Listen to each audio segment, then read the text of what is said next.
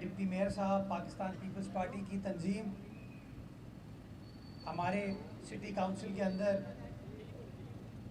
पार्लिमानी लीडरान district central Liaquatabad में मौजूद हैं और अपनी गुफ्तगू का आगाज़ करने से पहले आज चूँकि बेगम नुसरत भुट्टो साहिबा की बरसी भी है, मैं एक अदना से सियासी कारकुन की हैसियत से बेगम नुसरत भुट्टो साहिबा को खिराज तहसीन पेश करना चाहूँगा, खिराज अकीदत पेश करना चाहूँगा और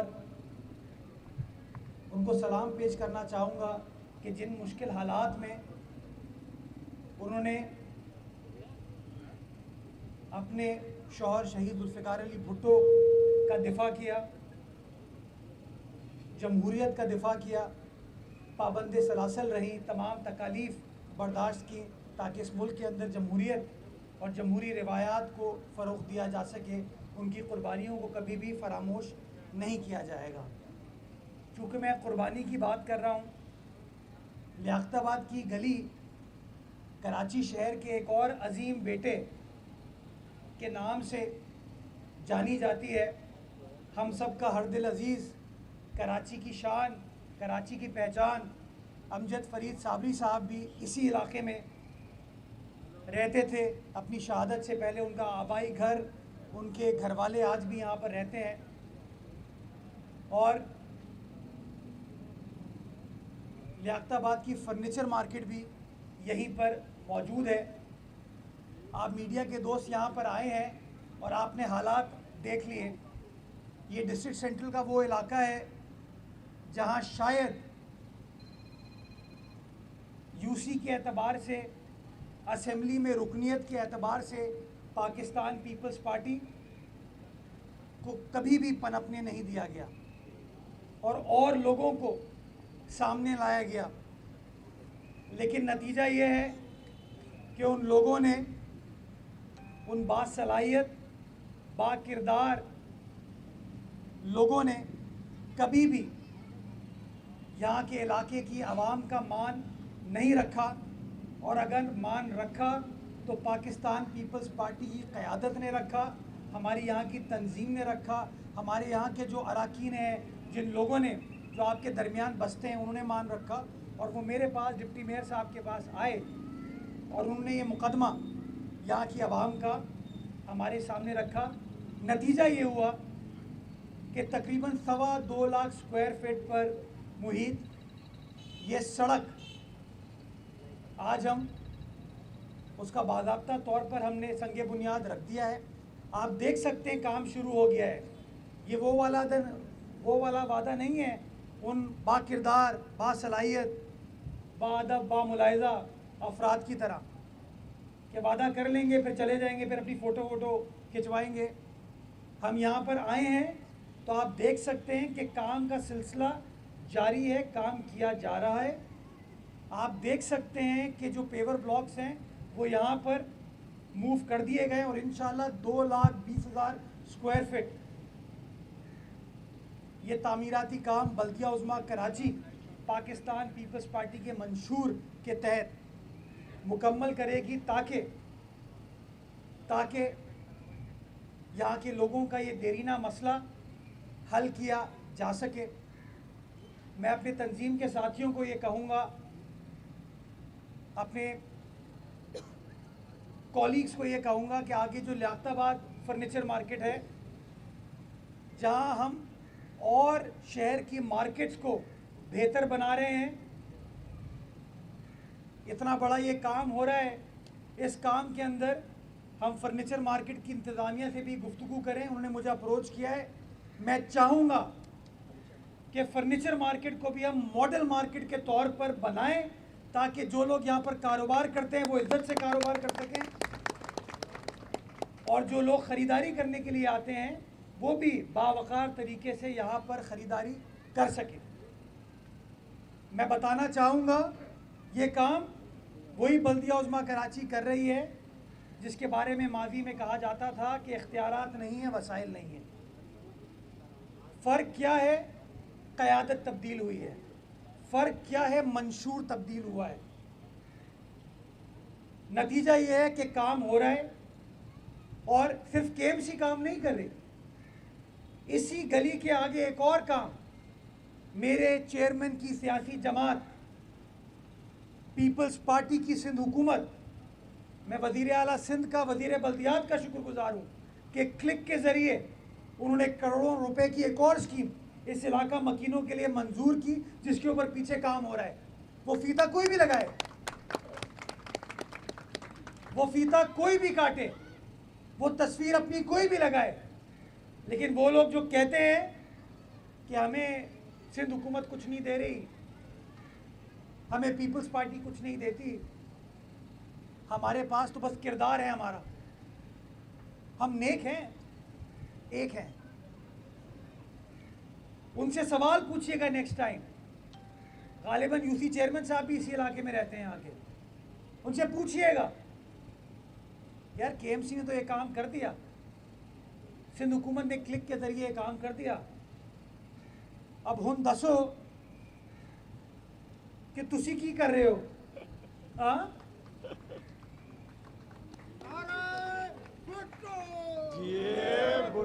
ये सारी बातें मैं इसलिए कर रहा हूं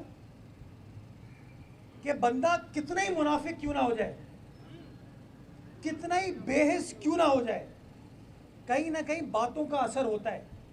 ये जो हमने पिछले दिनों इनके प्रोपेगेंडे को जवाब देना शुरू किया, जब ये कहते थे ना हमारे पास कुछ नहीं है, हमने आपको बताया 27 अरब रुपए मिले हैं इनको, हमने आपको बताया 14 अरब रुपए रोड कटिंग में मिले हैं, हमने बताया 6 अरब रुपए क्लिक के मिले हैं। तो उसका नतीजा ये हुआ कि थोड़ा थोड़ा भी इन्होंने काम करना शुरू कर दिया है, थोड़ा थोड़ा। अब मैं देखता हूँ सोशल मीडिया पे चंद लोग इनके जो है ना वो जा रहे हैं और कह रहे हैं यार हम ये काम कर रहे हैं, जिसके लिए मैं आप तमाम कराची वालों को मुबारकबाद पेश करता हूँ कि आपने मेरा साथ दिया। उसका नतीजा ये हुआ कि इन बेहिस लोगों के अंदर से हमने हिस्स क्रिएट की है, और ये मैं वादा करता हूँ कि इन गली मोहल्लों में मैं जाता रहूँगा। पहले 2 साल में नहीं गया, मैंने एक्सपेक्ट किया जिम्मेदारी इनके काम करेंगे, लेकिन अब मैं हूं, डिप्टी मेयर साहब हो, हमारे नुमाइंदे हो, हम गलियों में जा रहे हैं ताकि आप दोस्तों को बता सके कि प्रेस कॉन्फ्रेंस करने से मसाइल हल नहीं होते, चंदा इकट्ठा करने से मसाइल हल नहीं होते, मसाइल हल करने के लिए आवाम के दरमियान बैठना होता है और काम करना होता है। और इंशाअल्लाह ये मेरा वादा है आपसे कि ये साल तरक्याती कामों का साल है। इस साल हम शहर की गली मोहल्लों में, बल्दिया उज़्मा कराची हो या सिंध गवर्नमेंट क्लिक के ज़रिए हो, आपके गली मोहल्लों में उतरी है, और इंशाअल्लाह ये लोग तो काम नहीं कर पाए, अब हम आपको काम करके दिखाएंगे और इनसे भी काम करवाएंगे इंशाअल्लाह। चूँकि लोग इतनी बड़ी तादाद में मौजूद हैं, मैं लोगों से पूछना चाहूँगा कि क्यों ना इस सड़क का नाम शहीद अमजद फरीद साबरी साहब के ख़ानदान से मंसूब कर दिया जाए। क्या ख्याल है आप लोगों का? इज्जत दें उस आदमी को जिसने इस शहर का नाम दुनिया भर में रोशन किया, और इंशाअल्लाह इसको भी करारदाद को डिप्टी मेयर साहब हम काउंसिल में ले जाएंगे। दिल मोहम्मद साहब आप इस ज़िले से ताल्लुक़ रखते हैं, बिकिक साहब आप हो गए, कहाँ है हमारा वकार, किधर है? देखो ऐसे होते हैं लोग, छुपे हुए होते हैं लेकिन काम कर रहे होते हैं, वो लोग होते हैं जो जाहिर होते हैं लेकिन काम ठेंगा निश्ता। तो इंशाअल्लाह काम का सिलसिला पाकिस्तान पीपल्स पार्टी की सरबराही में जारी रहेगा। आपकी इज़्ज़त का, आपकी मोहब्बत का मैं तहे दिल से ममनून व मशकूर हूँ, और इंशाअल्लाह आपके साथ रह के, आपके दरमियान रह कर मुनाफिकों की मुनाफिकत को भी एक्सपोज करेंगे और आपकी खिदमत भी इंशाअल्लाह करके दिखाएंगे, इस उम्मीद के साथ कि मेरा आपका कराची तासुब से पाक रहेगा, दहशतगर्दी से पाक रहेगा, रौनक इसकी हम बहाल करेंगे और इस शहर को एक बार फिर तरक्की की पटरी पर गामजन करेंगे। पाकिस्तान जिंदाबाद। सवाल जवाब में तो बताइए जी साहब।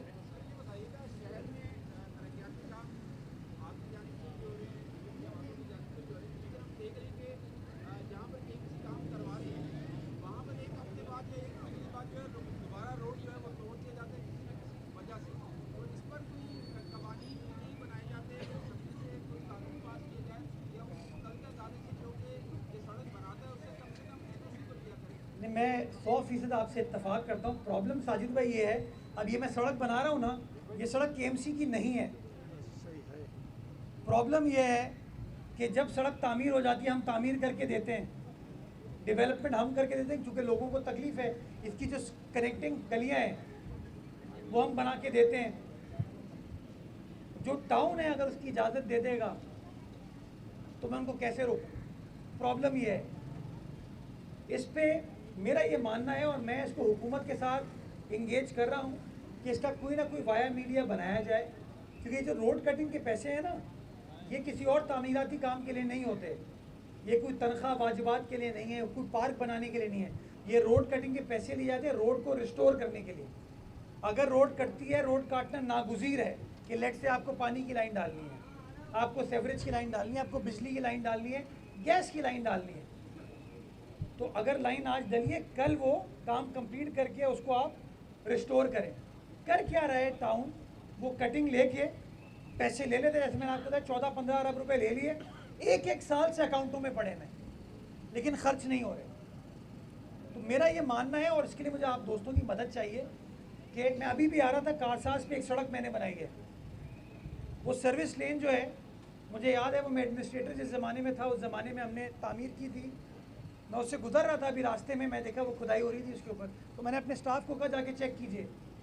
तो प्रॉब्लम ये हो रही है कि जहाँ जहाँ ये टाउन मौजूद है, वो टाउन प्रॉब्लम्स हमारे लिए क्रिएट कर रहे हैं। मैं आपकी बात से 100% मुत्तफ़िक हूँ, ये नहीं होना चाहिए। हम इसको रोकते हैं तो फिर ये सियासत की नज़र कर देते हैं उसको। तो थोड़ा सा ये मैं समझता हूँ, जो इदारा उसको कटिंग की इजाज़त देता है ना, ये उससे पूछा जाए कि भाई तुमने ये नहीं सोचा कि आज से 1 हफ्ते पहले, 10 दिन पहले, महीना पहले ये सड़क तामीर की गई है, और तुमने जो पैसे लिए हैं काटने के, रोड कटिंग के, ये पैसे अपने अकाउंट में रखने के लिए नहीं किए, ये फ़ौरन उस सड़क को रिस्टोर करने के लिए। रिस्टोर तुम क्यों नहीं कर रहे हो? तो मैं भी कोशिश कर रहा हूँ, आप दोस्तों की मदद होगी तो ज़्यादा बेहतर तरीके से मैं ये कर पाऊँगा।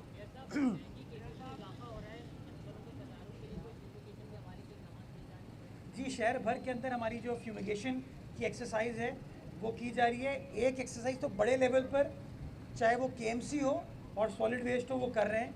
लेकिन मैं आपको यहाँ पर वादे करना चाहूँगा, मैं यूसी चेयरमैन हूँ, सलमान भी यूसी चेयरमैन है, दिल मोहम्मद, जुम्मन दरबान, बिकेक, हर यूसी चेयरमैन को केएमसी की जानिब से फ्यूमिगेशन का इक्विपमेंट दिया गया है, और बिला तफरीक जमात इस्लामी के चेयरमैनों को भी मिला है, सबको मिला है, सबके सबूत हमारे पास मौजूद है। वो इसलिए दिया गया था कि जब गली मोहल्ले में कहीं आपको मच्छरों का प्रॉब्लम हो तो आप मेयर के पास, डिप्टी मेयर के पास ना आए, आपके पास वो सामान पड़ा हो, आप खुद लोकली अपने वार्ड्स में, अपनी गली मोहल्लों में ये काम कर लें।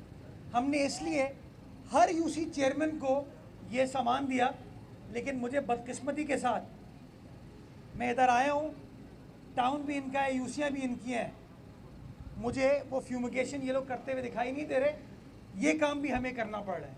तो हम तो अपना काम कर रहे हैं, लेकिन मैं चाहूँगा आज मीडिया के तवज्जुह से कि ये लोग प्लीज़ जवाब दीजिए। गालिबन इनके कोई 85-90 यूसी चेयरमैन साहिबान हैं, इनको जो ये सामान मिला है उस सामान का क्या कर रहे हैं? नईमुर रहमान साहब की तस्वीर लगाने के लिए रखा हुआ है उसको, या वो कभी कभार होता है ना, जलसा करते हैं तो फॉग इवेंट चाहिए होता है, आपको लगे कि लीडर आ रहा है, पीछे से फॉग आ रहा है नाइट इवेंट के लिए, तो उसके लिए उन्होंने रखा हुआ है। तो खुदारा वो भी करें, लेकिन जो बुनियादी काम है मच्छरों को मारने का, वो मच्छरों को मारे, बाकी हम तो बैठे हुए मारने के लिए। ये बताइएगा कि आज से चंद रोज कबल तक, जब तक आप लोगों की सीसी का इजलास नहीं हुआ था, पंजाब से ना आपके चेयरमैन को छोड़ा गया, ना सदर को छोड़ा गया, ना पार्टी को छोड़ा गया, ना हुकूमत को छोड़ा गया। आप भी यहाँ से निष्ठर बरसा रहे थे, वो भी नील बरसा रहे थे। सीसी कमेटी में ऐसा क्या हुआ कि सब एक से बढ़कर एक जो लोग गुफ्तगू कर रहे थे और एक दूसरे पर निष्ठर बरसा रहे थे। पीपल्स पार्टी ऐसा लग रही है लेट गई है मुकम्मल मुस्लिम लीग नून के सामने, क्या कहेंगे सीसी में ऐसा क्या हुआ? मैं आपको बताऊं सलमान, पीपल्स पार्टी एक जमहूरी सियासी जमात है और एक जिम्मेदार सियासी जमात है। सीसी के अंदर हमारी मजलिस आमला के सामने तमाम क़यादत ने अपना अपना point of view Asif Ali Zardari साहब के सामने, बिलावल भुट्टो जरदारी साहब के सामने रखा। जो उनके गिले शिकवे थे, उनका पॉइंट ऑफ व्यू था, जो अवामी इश्यूज़ हैं वो तमाम इश्यूज़ को सामने रखा गया। आसिफ अली जरदारी साहब चूँकि ज़ीरक सियासतदान है, वो आदमी है जिसने हमेशा पाकिस्तान खप्पे का नारा लगाया। बिलावल भुट्टो जरदारी साहब वफाक की उमंग है, वफाक के ज़ामिन है। क़यादत के सामने ये बात की गई और आसिफ अली जरदारी साहब ने क़यादत को कायल किया, नुमाइंदों को कायल किया कि आपके जो इश्यूज़ हैं, आपके जो मसाइल हैं वो गौर तलब हैं और उन इश्यूज़ को हल करना है। और उन इश्यूज़ को हल करने के लिए आसिफ अली जरदारी साहब अपना किरदार अदा करेंगे और वो वज़ीर आज़म से भी गुफ्तगू करेंगे। और ये उन्होंने उस तनाजुर में कहा कि आपको याद होगा जब ये तनकीद बराए तनकीद चल रही थी तो ये उस कॉन्टेक्स्ट में हुआ जब मुल्क के डिप्टी प्राइम मिनिस्टर जनाब इसहाक डार साहब और कौमी असम्बली के स्पीकर अयाज सादिक साहब नवाब शाह में जरदारी साहब से मिलने के लिए आए और वहाँ पर पाकिस्तान की आला क़यादत ने ये फ़ैसला किया कि ये जो सैलाब के इशूज़ हैं, ये जो फ्लड के इशूज़ हैं, ये जो ज़रई इशूज़ इस वक्त पनप रहे हैं पाकिस्तान के अंदर, इसको हल करने के लिए हमको ज़िम्मेदारी का मुज़ाहरा करने की ज़रूरत है और ये प्रेस कॉन्फ्रेंस के ज़रिए ये मसाइल हल नहीं होंगे। तो हमारी सिंध की यह रिवायत है कि हमारे पास तो कोई दुश्मन भी आता है और कहता है कि हमारा साथ दो तो हम उसका सोचते हैं। तो आसिफ अली जरदारी साहब मुल्क के सदर हैं, वो चाहते हैं कि चारों सूबों के अंदर यकसोई हो, जो मसाइल हैं वो हल हों। तो जरदारी साहब ने ये कहा कि उनकी रिक्वेस्ट पे कि जी अभी फ़िलहाल कोई चीज़ ना करें और जो इश्यूज़ हैं उनको रिजॉल्व किया जाए, नंबर 1। नंबर 2, या जब आप सियासत कर रहे होते हैं ना तो हर चीज़ 100% आपके हिसाब से नहीं हो पाती। आपको याद होगा बिलावल भुट्टो जरदारी साहब ने सैलाब के हवाले से, ज़राअत के हवाले से कुछ कोर नुकात उठाए हैं और बिलावल साहब के उस इश्यूज़ को रेस करने की वजह से आपने देखा एग्रीकल्चर एमरजेंसी इम्पोज हुई। जो बिजली के बिलों पर छूट की ज़रूरत थी वो छूट आई। 2 साल से गंदम की सपोर्ट प्राइस तय नहीं हो रही थी। आपके किसानों को तकलीफ़ थी, परेशानी थी कि वो गंदम काश्त तो कर रहे हैं लेकिन उसकी मार्केट में बेच नहीं पा रहे। क्यों? क्योंकि उसकी सपोर्ट प्राइस नहीं है। बिलावल भुट्टो जरदारी साहब ने, पीपल्स पार्टी ने मुकदमा रखा तो कम से कम 2 साल बाद वो सपोर्ट प्राइस तय हुई। हमने रखा इशू 4,000 रुपये, वैसे प्राइस ही रखी गई थी। एक दरमियाना रास्ता तय किया गया कि चलो 3,500 तो तय किया जाए ताकि एक किसान को कुछ बेसिक चीज़ तो मिले। दूसरी चीज़ ये कि एग्रीकल्चर टैक्स के हवाले से जो रियायत दरकार है, सैलाब में लोग परेशान हैं, मुतासिर हैं, वो की जाए। और पीपल्स पार्टी या बिलावल साहब ने दोनों चीज़ें कामयाबी के साथ हासिल करी जिसका फ़ायदा सिर्फ किसान को नहीं होगा, मेरा ये मानना है सारे पाकिस्तान को होगा। उसकी बुनियादी वजह यह है कि अगर किसान इन हालात की वजह से गंदम काश्त नहीं करता और गंदम की फसल नहीं पनपती पाकिस्तान में तो हम रोटी कहाँ से खाएंगे? हमें उस रोटी खाने के लिए, चपाती खाने के लिए, उस डबल रोटी को खाने के लिए उस गंदम को इंपोर्ट करना पड़ेगा। यानी कि अपना ज़र मुबादला, अपना डॉलर, बजाय इसके अपने किसान को सपोर्ट करें, अपने लोगों को सपोर्ट करें, हम वो डॉलर जो है यूक्रेन भेज रहे होंगे, वो डॉलर हम ऑस्ट्रेलिया भेज रहे होंगे, अमेरिका भेज रहे होंगे या किसी और मुल्क भेज रहे होंगे जहाँ से हम गंदम को मंगवा सकें। तो हमारी उस पॉलिसी की वजह से हम चाहते हैं कि अगर किसान मजबूत है तो पाकिस्तान मजबूत है, अगर पाकिस्तान की आवाम मजबूत है तो पाकिस्तान मजबूत है। और बिलावल साहब उस चीज़ को आगे लेकर चल रहे हैं और आवाम का मुकदमा रख रहे हैं। बाकी मैं ये समझता हूँ इज़्ज़त एहतराम के साथ इश्यूज़ के ऊपर बात की जाए। हमारा किसी के साथ कोई ज़ाती इख्तिलाफ ना था, ना है और ना इंशाल्लाह कभी होगा। हम आवाम के साथ खड़े थे, खड़े हैं और इंशाल्लाह खड़े रहेंगे और आवाम के जो इशूज़ हैं उनको हाईलाइट करेंगे।